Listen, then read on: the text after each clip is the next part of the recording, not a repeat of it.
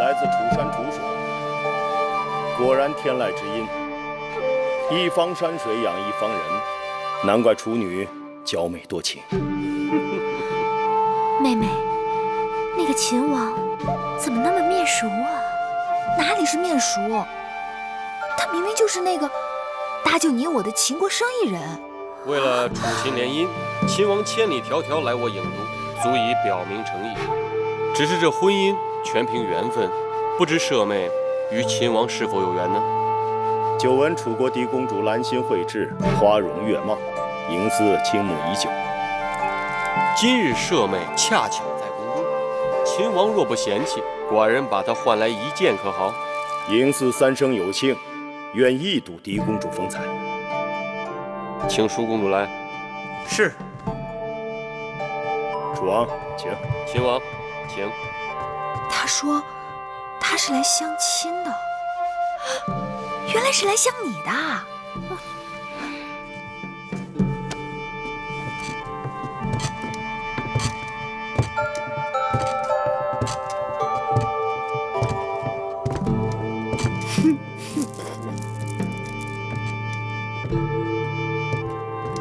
哎，姐姐，你看，你看，这就是你呀！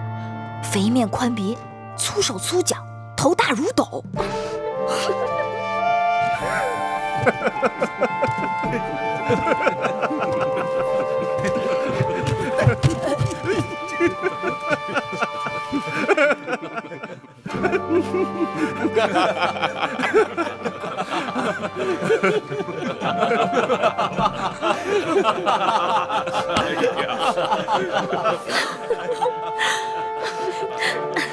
你看，他胖的都没下巴了。姐姐，这可是你呀！讨厌！楚国嫡公主芈姝拜见大王。秦王。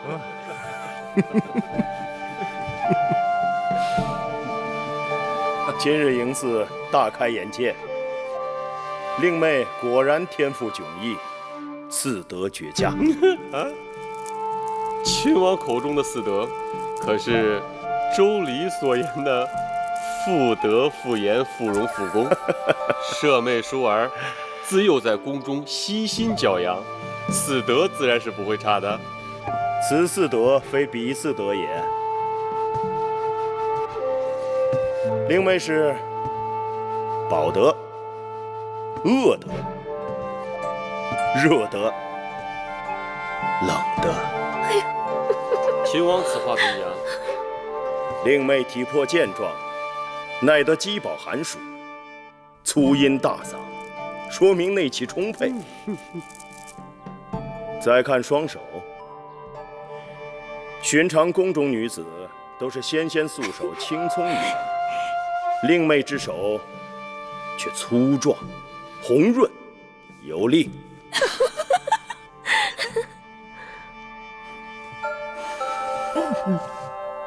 这气味，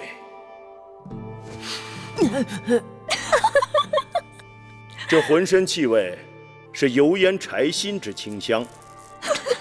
狄公主该是精于煎熬繁制之烹饪高手。都说当年齐桓公的庖厨易牙，厨艺无双，只怕他若在世，也羞于与令妹比肩。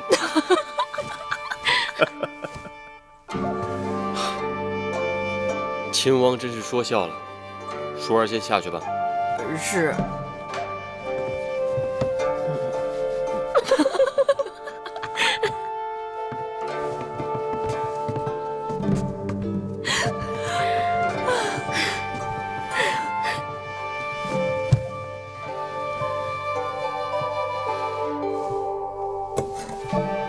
秦王目光犀利，识人有术，寡人佩服。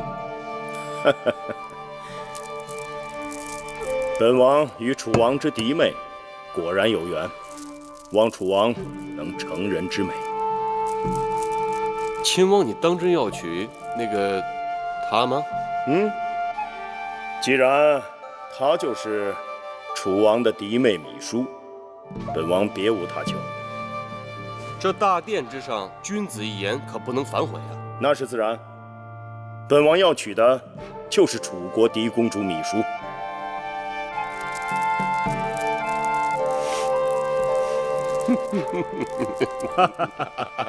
来，楚王，来，秦王，请。原来那老伯就是秦王。那秦王修剪了胡须，竟然一表人才，气宇轩昂。只是他怎会如此糊涂，竟不分美丑，被王兄戏弄？姐姐这样痛心疾首，我看出来了，你是真的中意那秦王了。秦王有何不好？秦王自然是好，可他在大殿对大王信誓旦旦要娶的楚国嫡公主，可是那个浑身柴薪清香、善于烹调的胖芈姝呢？那他是中了王兄的圈套，说不定他就是看中楚国嫡公主厨艺了得呢。你平日里姐姐妹妹的叫得那么亲热，如今我是热锅之乙，你却在一旁看热闹。好了，姐姐莫急，你说你要我如何帮你才好？得有人出宫，告诉秦王实情。这有何难的？此事交给我了。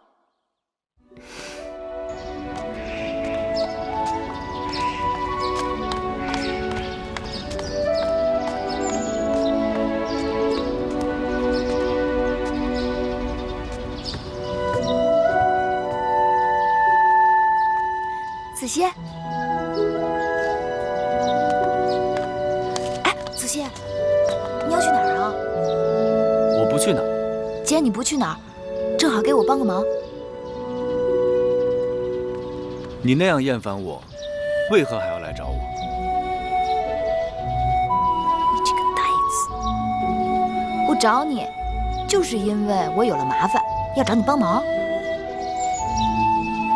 听不明白。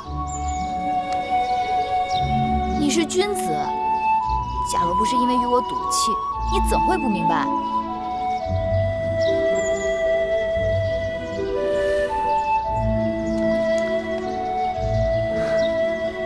我黄歇前生前世就是欠你的。说吧，又有何麻烦了？不是我有了麻烦，是舒姐姐有了麻烦。你得带我出宫一趟，去见一个人。那我得考虑考虑。谢过黄公子，走吧。这策论十分要紧，劳烦你带我去面见大王。大王忙碌天下之事，哪有功夫看你的东西？这策论就是天下之事。走，不可以貌取人，要么代为转交，不可对读书人无礼。你们快就快在不读。走。张子，你的伤还未好，怎么就跑到这儿来了？张仪一肚子历史谋略，无奈世人有眼无珠啊！哼，张子若有文章策论，子歇愿为转之。张子，这是皇公子黄歇，太子陪读。这是张子，曾为令尹朝阳的门客。哎不，朝阳不提也罢。朝阳待我如贱奴，我视朝阳已如仇敌，都过去了。可叹这身衣裳逼得张仪走投无路。魁姑正在为张子做一件新衣，你何不耐心多等2日？等？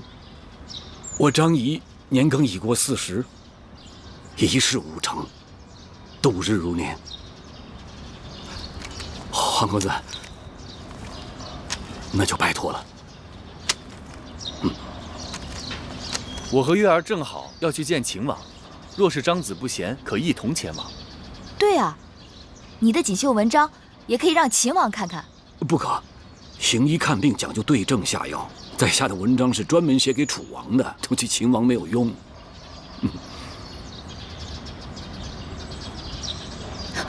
不管怎么说，一同去吧。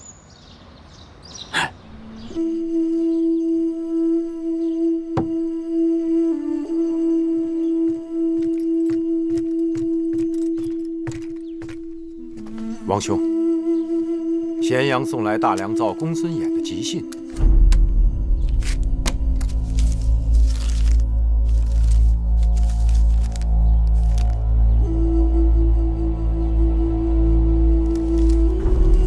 出什么事了？年初，义渠国那边旧王病故，立了新王翟离。义渠国的王叔对此耿耿于怀，为此准备带着重礼到咸阳拜见寡人。义渠国年年搅扰我大秦边境，是寡人的心中大患。公孙衍提议借义渠内讧之机，灭掉他们的气焰。看来，寡人不得不马上离开郢都，回咸阳一趟。但这秦楚联姻之事，楚王已经答应将嫡公主芈姝许配给寡人，寡人正好回咸阳，在六国结盟之前，准备一份厚厚的聘礼送到郢都来，看那楚王如何收场。王兄，那贾芈姝实在是丑得吓人呐！放心，只要那楚王有胆量嫁，寡人就有胆量娶。大王，外面有人来访，说与楚国公主有关。我去看看。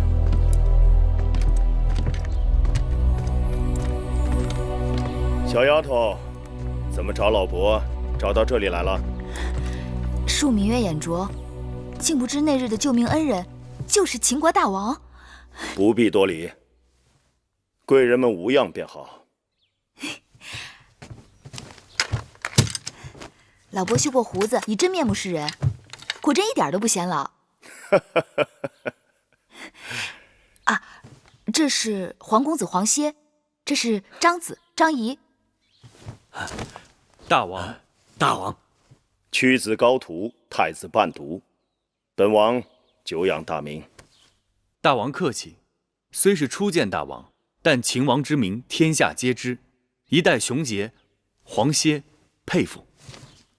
秦国自商君变法以来，国势日彰，诚邀天下士子入我咸阳，共谋天下。那屈子名动九州，寡人正思量，若诚邀屈子，不知他是否肯屈尊入秦。楚国乃屈子之父母之邦，恐怕师父不忍背弃。不错，如今楚国势强，屈子身为左徒，深受楚王信任，力图在楚国变法，前途无量，何必千里迢迢远去秦国？然世事盛极必衰，如今楚国朝堂之上，极恨屈子的大有人在，拥护变法者甚寡。更何况楚王为人优柔寡断，只怕一日翻脸，屈子便朝不保夕。身为旷世之才，屈子难道甘心在庸君手下做一个庸臣？男儿生于天地之间，自当纵横天下。若是一举能动诸侯，一言能平天下，岂不快哉？秦王对我楚国宫中之事仅知一二，就此推论，恐怕有所偏失。寡人知道，秦国能给屈子的，楚国也都能给屈子。但寡人今日会给屈子2个字，是楚国一世都给不了的。敢问是哪2个字？请黄公子转告屈子，那2个字是痛快。楚国绝对不能给屈子痛快。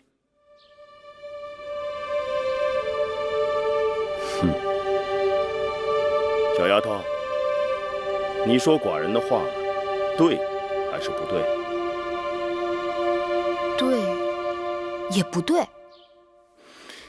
怎么讲？说给别人或许是对，但说给屈子，那便是不对。玉儿说的对，大王让黄歇转告屈子2个字，只怕屈子亦要还大王一字。何字？忠。子不忠父，乃为逆子；臣不忠君，终为二臣。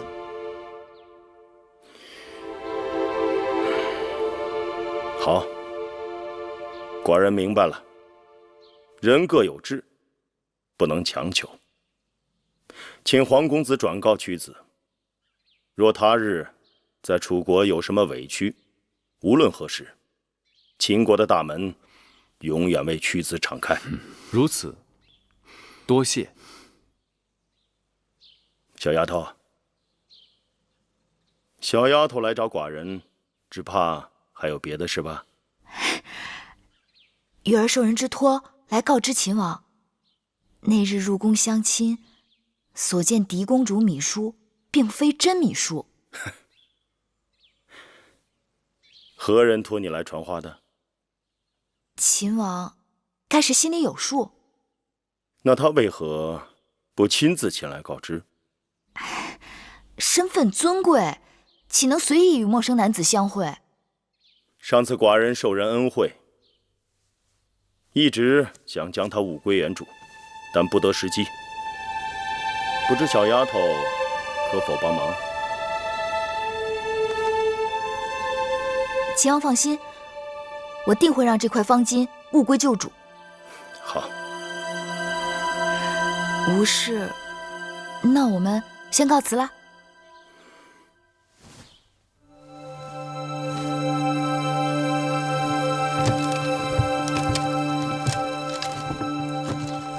哎，张子，张子，不与我们一同走吗？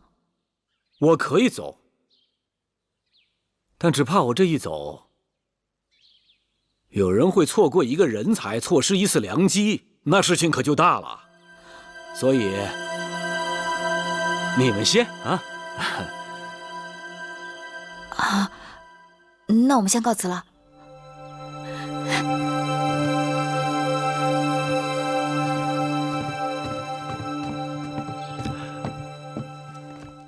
唉，张子为何事而愁？为何事而愁？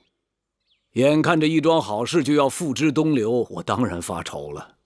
张子此话何意？秦王雄才大略，眼下楚国打算和吴国结盟，秦国又想和楚国连横，这嫡公主芈姝的婚事，于是就成了吴国与秦王之间的赌注。但是我只怕秦楚联姻之事难遂秦王之心愿呐。你看，屈子虽为贤臣，但明珠暗投，楚王好色，晋上奸佞，朝阳刚愎自用，再加上后宫威后弄权，郑袖贪婪，这连横之事只怕凶多吉少啊。张子此言众所周知。是，这些众所周知，但大家并不知道，那嫡公主倾心的是秦王。只要秦楚能够联姻，秦王能娶了嫡公主芈姝，这五国结盟不攻自破。张子此话，寡人早已明白。秦王心中虽明白，但也束手无策吧。要不然来了楚国这么久，为何拖着迟迟不见你？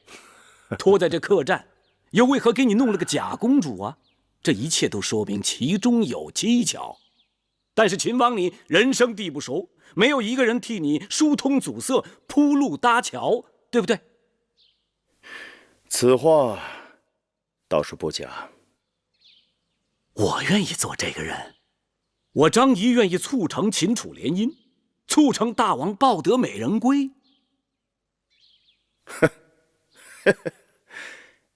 可是，张子凭什么夸下这海口呢？凭什么？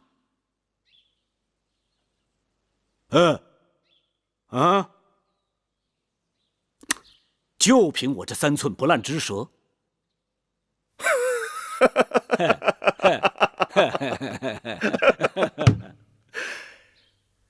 寡人看得出张子手头拮据，给你20斤，去自谋生路吧。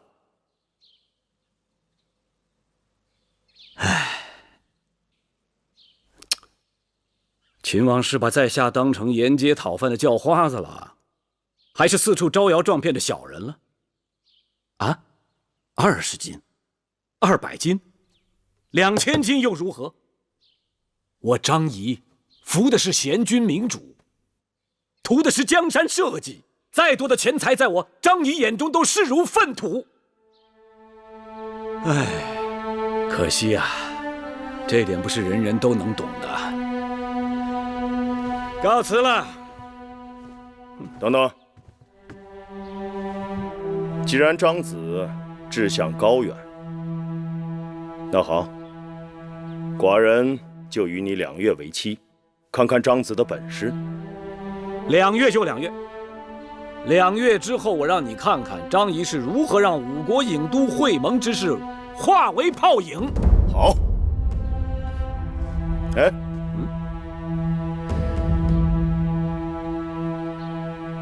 寡人给你10金，去买身衣服。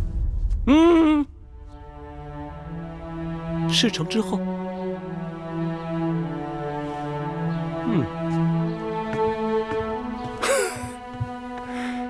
有意思。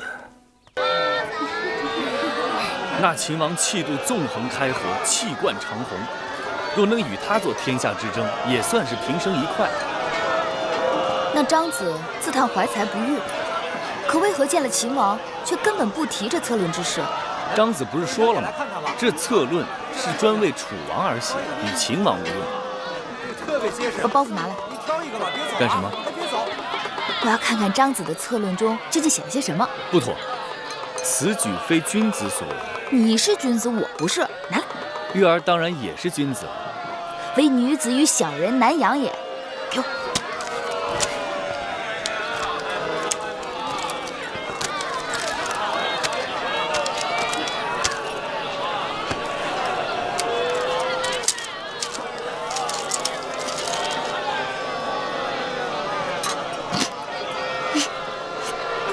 何事让你如此高兴？玉女论：君子于玉比德焉，帝王于玉女比美人焉。天下美女风情各异，有眉如翠羽，肌如白雪者，有腰如束素，齿如含贝者。这个张子简直不堪。有何不堪？窈窕淑女，君子好逑嘛。给我吧。哎，你真要把这东西转交给楚王？当然了，受人之托，忠人之事嘛。这种奇谈怪论，不知楚王看了会说些什么？妹妹，你见到秦王了吗？自然见到了。那秦王怎么说的？他说要你去见他。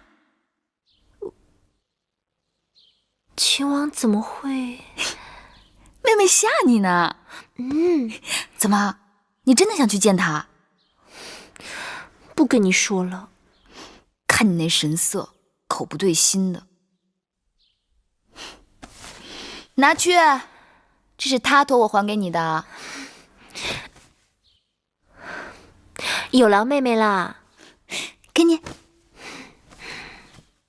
哎，这不是我的方巾，让我看看。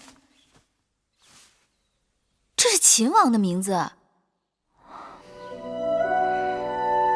那要不要我再去一趟，把方巾给姐姐换回来？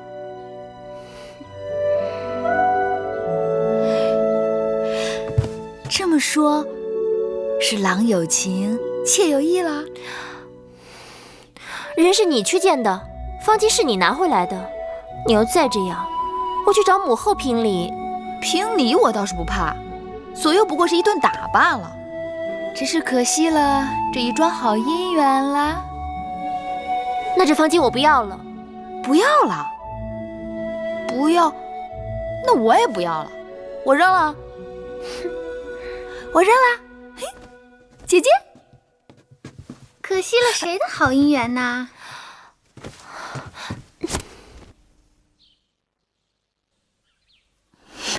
我听说，眼下各国君王打算派使臣要来向舒姐姐求亲，不知谁最幸运，能与姐姐结下这桩好姻缘。哦，原来如此啊！妹妹人品出众，我也是好奇的很呢。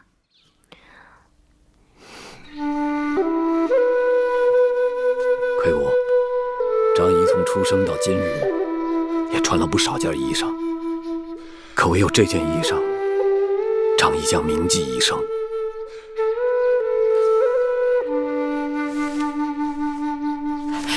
张子快起，张子快起！楚王已经看到在下的策论，明日宣张仪入宫。秦仪来的正是时候，好马配好鞍嘛。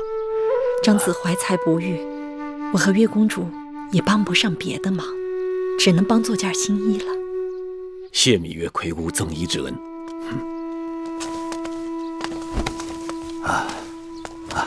回来了啊！哎，小冉，你怎么愁眉苦脸的？小冉今日怎么一声不吭的？是何人得罪了我们小冉？哎，今日带小冉到东门集市卖姑姑的女工，小冉看中了一把小宝剑，竟要价10金呐！什么宝剑？怎么会这么贵？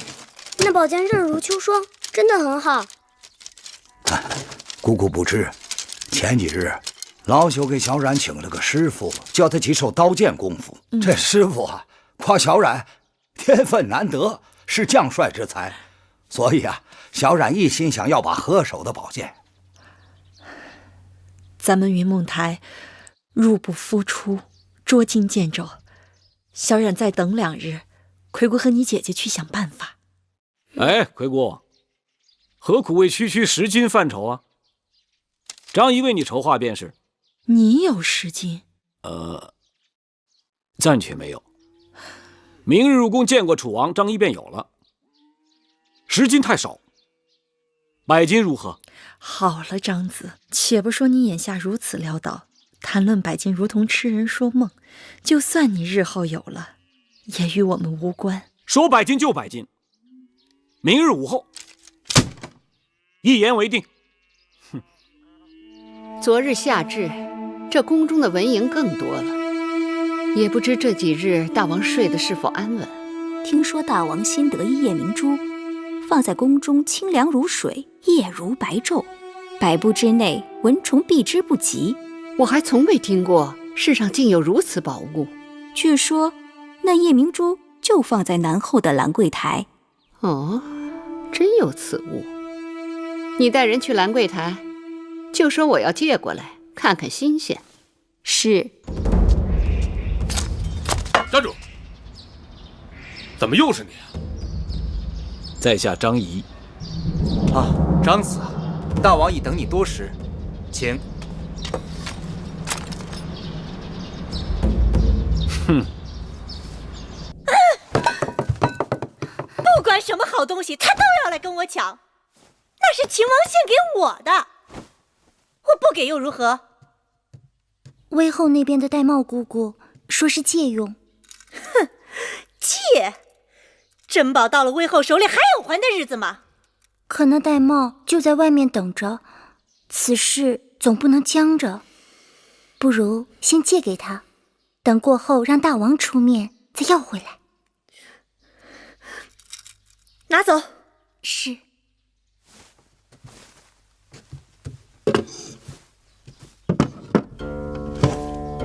寡人读了张子的《玉女论》，张子对这天下的美人，果然是学问颇深。哎，不敢。张仪怎敢在大王面前卖弄粗浅之见？想那屈子在大招之中就有峨眉曼之，容则秀雅之言。张仪早就知道楚国美色尽在后宫之中。哎，不过大王，这列国之美人，大王是否都曾见过啊？在寡人的后宫之中，未必只有处女，这魏女、齐女、韩女、赵女亦都不在少数。这些个只能称之为女人，称不上美人。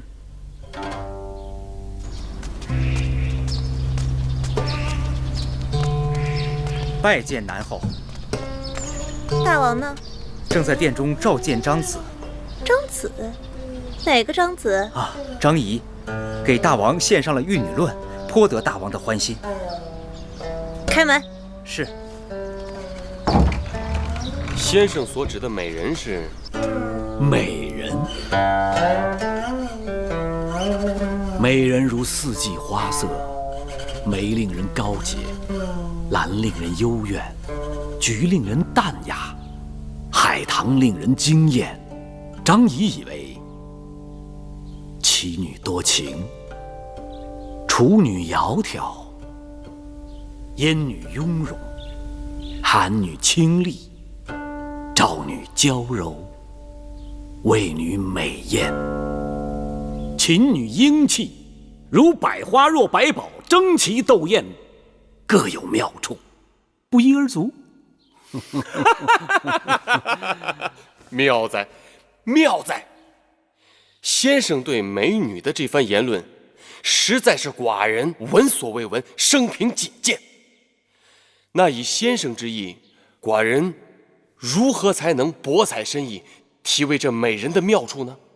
大王若能将列国之美人齐集于后宫，日日相对，深吸三味，试问天下还能有谁比大王学问深厚，艳福齐天呢？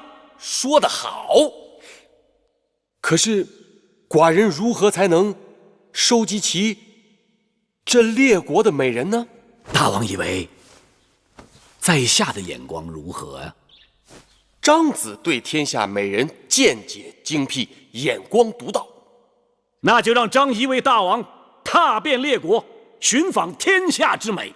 好，那寡人赐先生千金，就拜托先生替寡人寻访列国的美人，收入我楚国后宫。大王英明。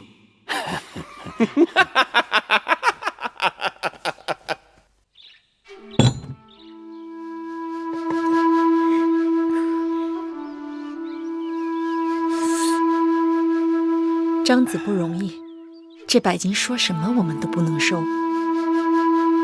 100金是我张仪的承诺，一谢月公主搭救之恩，二谢魁姑新衣之劳。我们救张子也算是缘分，谈不上恩情。你若真要谢，就谢魁姑的针线吧。哎，给张子做件新衣也是举手之劳，说谢就太见外了。楚国这个地方啊，只敬衣衫不敬人。你看，如果我张仪早有这么一件新衣，这当中哪还会费这么多周折吗？哎呀，一件新衣，半个时辰，摇唇鼓舌，收获甚丰。我张仪阔了，小冉也有了买宝剑之金，你们手头还可以宽裕一些吗？听说张子要去诸国为大王寻找美人，这路途遥远，小冉买宝剑也用不了这么多，这些金张子还是带上，以防万一啊。你们以为我张仪就这些钱财啊？我告诉你们，不出一日，还会有人迫不及待地要给我送来更为丰厚的盘缠。张子竟然用了一篇《玉女论》赚得大王的金子，这算什么本事？哎，你偷看在下的策论了。张子若行事磊落，用不着对人遮遮掩掩吧？我若遮遮掩掩，你还能看得到吗？我张仪，我敢做敢当啊！那篇《玉女论》也是为了得志其心，投其所好啊！你这是曲意迎风，不择手段，非君子所为。非君子所为？我张仪是今日不得已而为之，忍屈受辱，为了他日一展胸中之宏图，这才是真君子。你芈月公主不但不应该责备我，你应该夸我才对啊！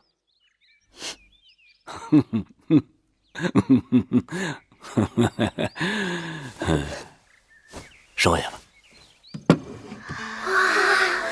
哇，真亮啊！我还从来没有见过这么大一颗珠子。是啊，我也没见过，还这么亮，这是什么呀？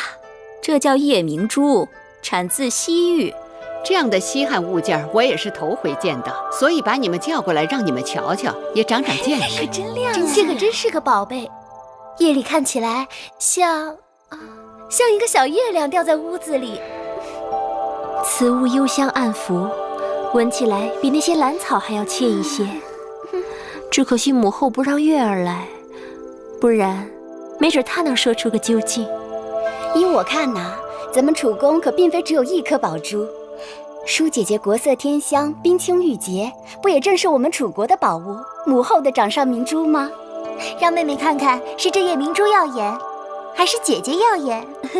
可不是，这一比，舒姐姐可把夜明珠给比下去了。像这等奇珍异宝，也只有母后才配享用。若不是寿山福海，哪儿镇得住物宝天华？母后，您说是不是？瞧这张小嘴，快赶上八哥了。好了，玳瑁，快去把我让人新做的冰镇糯米酒和金银花茶端上来。是。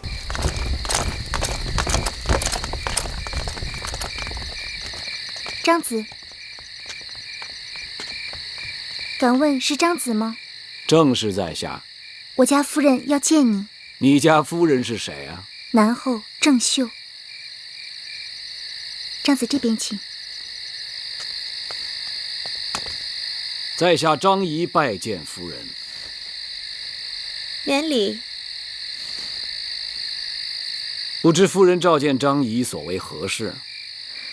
听说张子不日即将启程前往诸国，不知是否还会回转？回夫人，那得看盘缠的情形。盘缠使完了，才自然得回来。这里是500级，外面天高云阔，容张子大展宏图。若张子肯答应永不再回大楚，临行时将再获酬金500，以壮行色。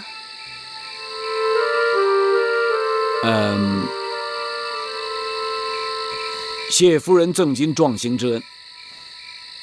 本来我想也可不回，但此次一去不返，总该跟大王当面辞个行。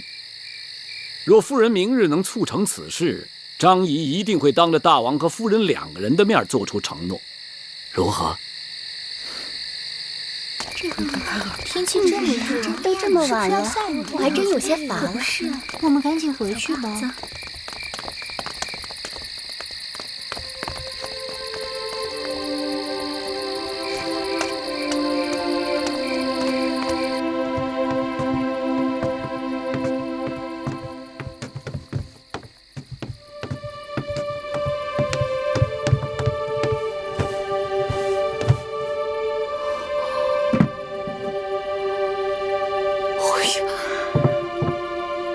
是稀罕东西，说它能驱赶蚊蝇，夜晚清凉如水，不知真假。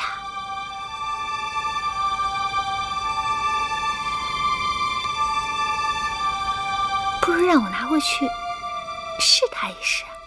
公主，当心！既然是宝物，我以后必然爱惜。若要是追问起来，我就是拿回去赏玩一日。对我一向另眼相看，知道了也不会怪罪我。盖上。月公主，你都不知道那个宝贝有多好，简直值好多个城呢。那叫价值连城。对，是价值连城。月儿虽没见过，但也知道那是好的。至于那香气，我思量这宝珠中间或许是空的，被人填上了外域的香料，所以香气悠然，能避蚊苍。还是月儿聪明，无人能及。我也只是猜测。月儿别具慧眼，快给我想想办法。临近宫中祭祀大典，可我的少司命祭舞还是没有找到其中精髓。照我本意，不跳也罢，但母后哪肯？好妹妹，快指条便利捷径。这便利2字只怕是最难的。言之不足，手之舞之，足之蹈之。你若能悉心体味少司命的入不言兮，出不辞，晨回风息，在云齐的超逸清雅，那一朝一夕便有了5成该有的雍容。要不，明日清晨，你我一块去荷花池边走走，看看风过荷叶，日映荷花，诗从自然，或许能有更好的感悟。好主意，绿萝，明日一同去。好。大王，在下今日就要辞别大王而去了。楚国的美食冠绝六国，大王今日特意赐宴在下，让张仪口留余香，真的有些舍不得离去啊。先生果然识得这人生真谛，食色性也。人生在世，最大的愉悦莫过于食色二字。今日这美食当前，焉能无美人相伴啊？美人？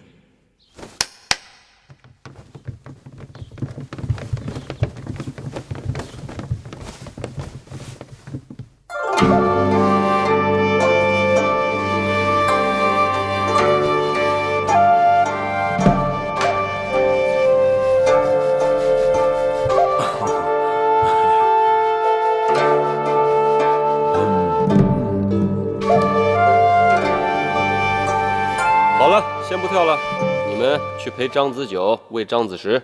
是大王。大王，不，张仪这可使不得，先生承受不起呀。我说先生受得起，那就受得起。知张仪者，大王也。好。大王吃个果子吧。好。大王，平日都是道听途说，今日眼见为实。楚国的美女果然是如云如林呐。张子谬赞了啊，这只是我楚宫里的平常颜色。这些还平常颜色？那难道后宫里藏有夏姬庄姜不成？不瞒，禀报大王，南后求见。他来干什么呀？听说大王要派人周游诸国，搜集天下美人。臣妾就想知道自己是否也列为其中啊？张子，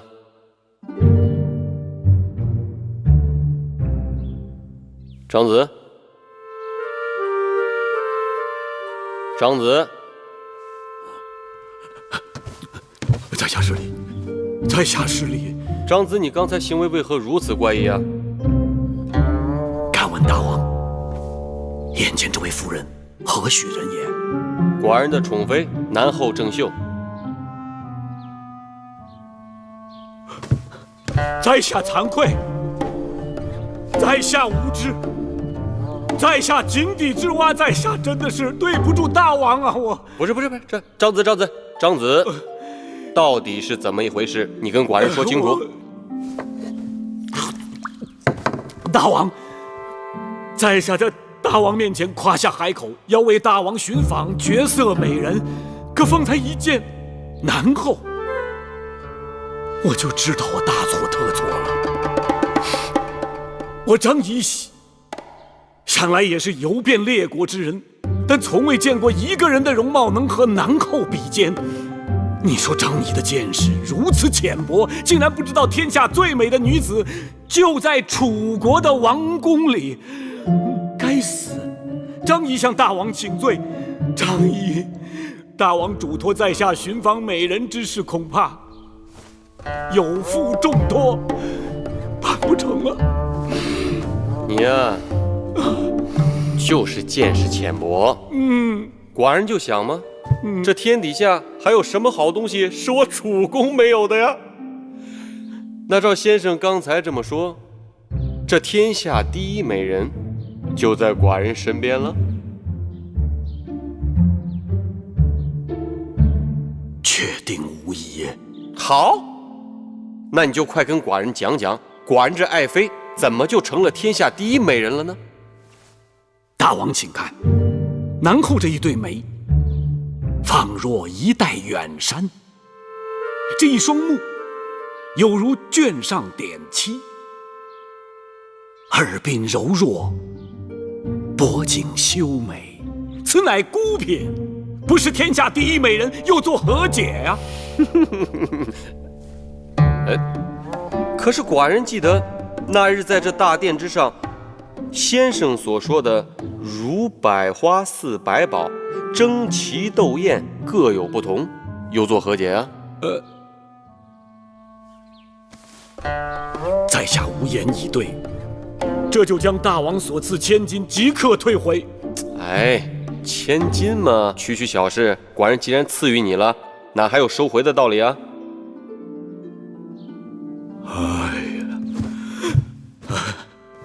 大王不仅宽宥了在下的食言之罪，还说这千金不用退回，这岂是慷慨二字所能道尽？此乃君王之胸怀呀！似大王这般胸怀，不得天下有违天理呀！大王，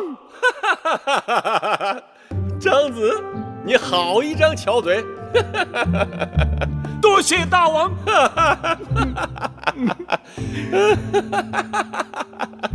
没想到这个张仪说起话来口吐莲花，但论起见识，倒也稀松。今日还是爱妃让他见识了什么才是天下绝色。大王竟拿臣妾打趣。夏日炎炎，臣妾是日不能食，夜不能寐，衣带渐宽，面容憔悴，这还哪来的绝色呀？怎么会呢？爱妃的夜明珠不是有驱蚊避暑的奇效吗？正是因为听说那夜明珠有奇效，前2日幕后派人来把那夜明珠取走，拿去把玩了。哎呀，爱妃这玉软花柔，不耐鼹鼠的，寡人这细看之下，神色间确实有些憔悴。这样，明日寡人就让人从母后那儿把夜明珠给你取回来。谢大王对臣妾的体贴。郑秀竟然跟我斤斤计较，那夜明珠不过刚刚借用2日，他就让大王差人来索要了。威后若想留下夜明珠，不用理睬他。大王一向孝顺，威后可对大王明说就是。郑秀整日狐媚大王，若真与他争执，只怕弄得大王两头为难。算了，还是把夜明珠给他拿回去吧。是。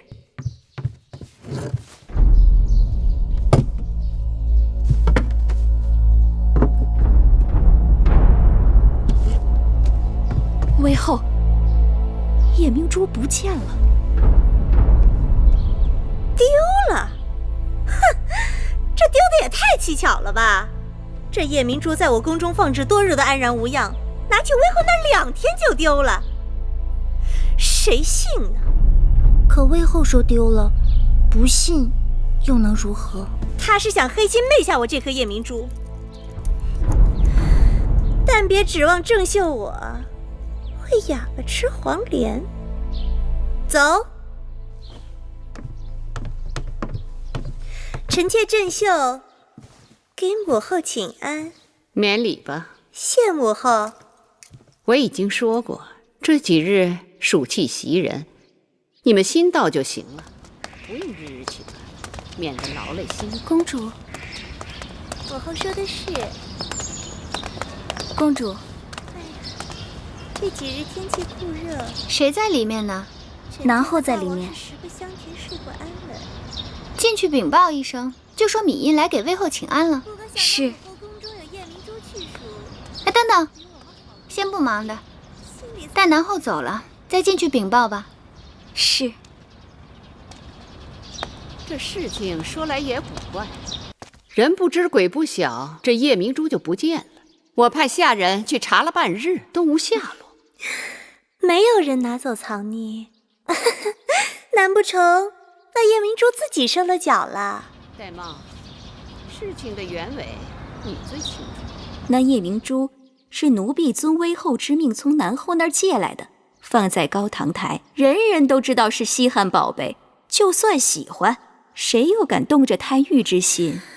臣妾心里有数。既然那夜明珠自己跑不了，母后宫中的人又都手脚干净，那东西自然还在高堂台。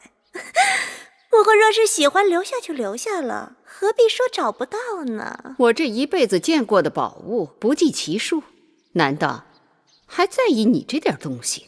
臣妾的见识当然不如母后了。不过东西既然是在高堂台丢的，还是应该想办法查个水落石出才好，免得放过了盗贼，冤枉了好人。又或者，母后心慈手软，不愿意对手下的人进行清查盘问。大楚盗律，贼盗律，最轻则砍手足，重则掉脑袋。我眼里从不揉沙子。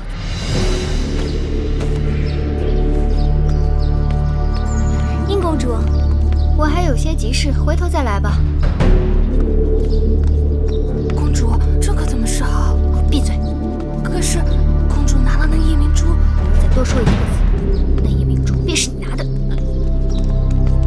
殷公主，你手里拿的什么？回殷公主，是舒公主和月公主的针线。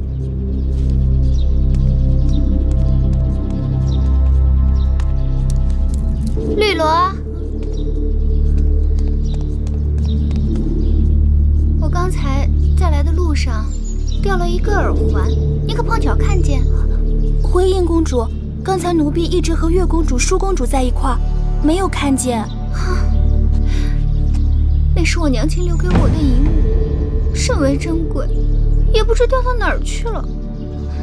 既然如此，那奴婢帮公主找找吧。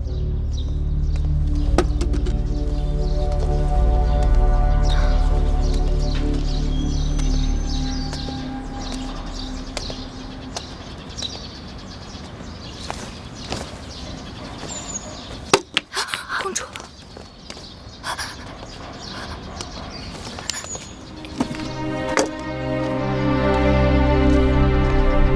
绿萝，算了，可能是我记差了，我可能是掉到寝宫里了。灵儿，跟我回去再找找。殷公主，那东西与我性命一般，你还当个什么？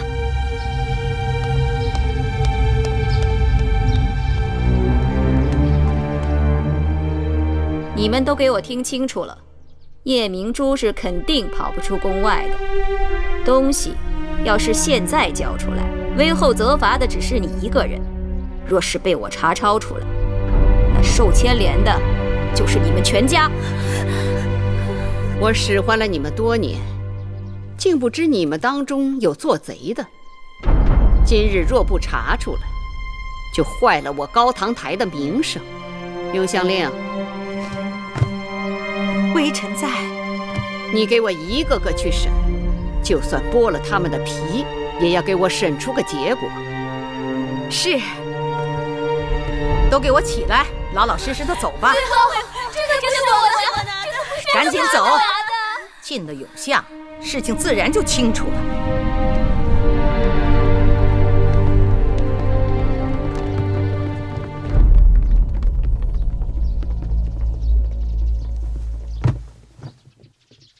母后，婴儿思来想去，觉得有个人可疑。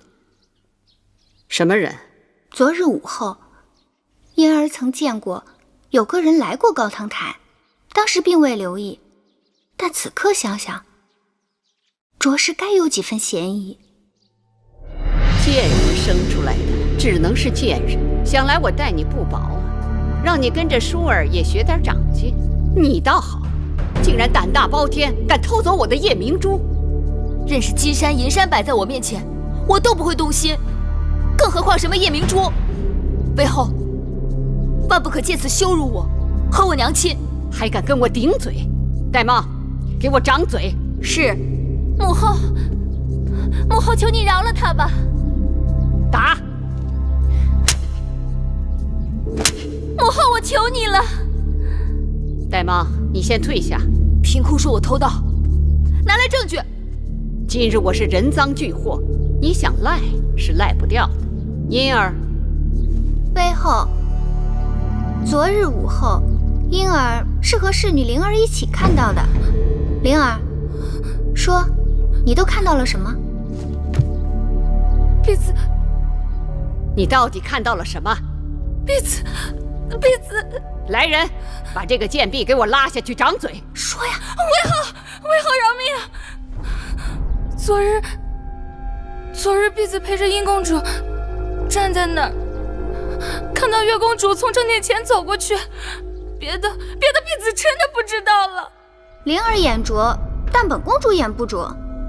月公主分明不仅从正殿走过，还慌慌张张地走进去，又走出。胡言乱语！昨日午后，我与舒公主一起去了后花园的荷花池，回来后从未进过正殿。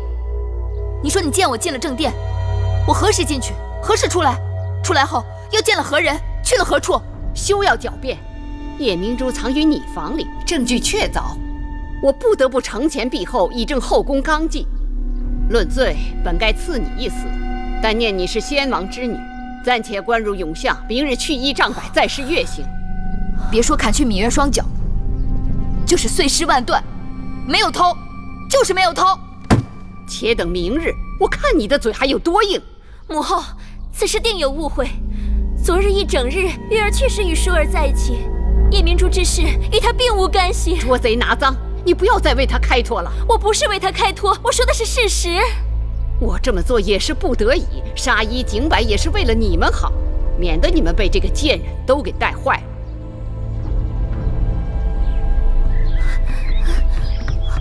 皇公子，绿萝，何事让你如此慌张？皇公子，月公主不知怎的，竟成了偷叶明珠的贼犯，现已被囚禁起来了。明日就要施月刑，被砍去双脚。舒公主正为此事而着急呢。皇公子，也请你想想办法，救救月公主吧。怎么会有这等事情？她一定是被人陷害了。赶快把事情的经过详细跟我说说。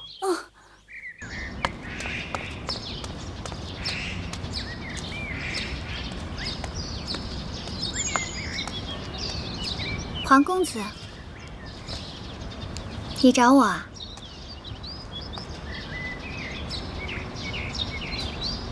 看你这人，有话就说嘛。是你拿的叶明珠？是或不是？是又怎样？不是又怎样？你拿了就拿了，为何要栽赃别人呢？怎么？威后明日就要砍去芈月的双脚，让你心疼了？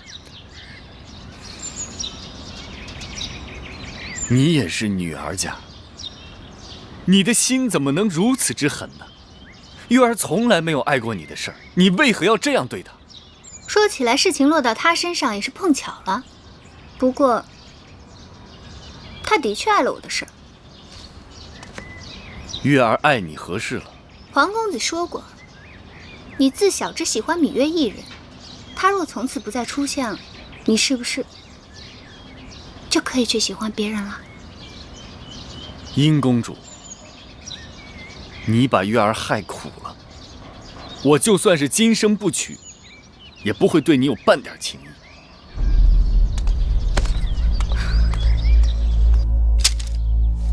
你说月公主遭人陷害，是，但威后向来固执，只怕即使我出面，她也不听一个字。叶明珠是南后的，太子能否说动大王和南后去过问此事？这很难说，不过我可以去试试。谢太子。威后，大王跟南后来了。这么晚了，他们过来做什么？说是找到了偷盗叶明珠的真凶。是吗？芈音，大王告诉我，说你亲口向皇公子坦诚，叶明珠是你拿的，因为嫉恨皇公子与芈月亲近，故而栽赃于芈月，可有此事？母后圣明，婴儿自小由母后抚养，待婴儿宛如亲生，该深知我的心性。那栽赃陷害，均为卑鄙小人之作。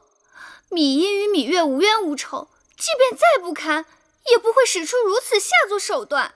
皇歇，殷公主适才不是这样对我说的，她说月公主爱了她的事儿。不错，皇公子，我是对你真心倾慕，也知道你与芈月偷偷眉目传情，但就算我再喜欢你，也不能为你而替她背这个黑锅啊！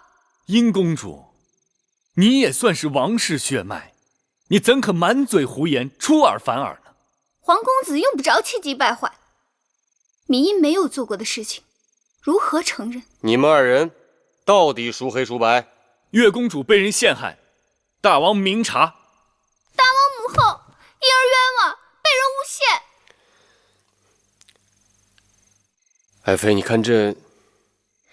依臣妾看，这两人当中，定有人是在诬陷别人，也有人是被人诬陷的。都是些没用的废话。母后圣明，应当比臣妾心里有数。苍天在上，皇歇所言字字是真，望大王威后彻查。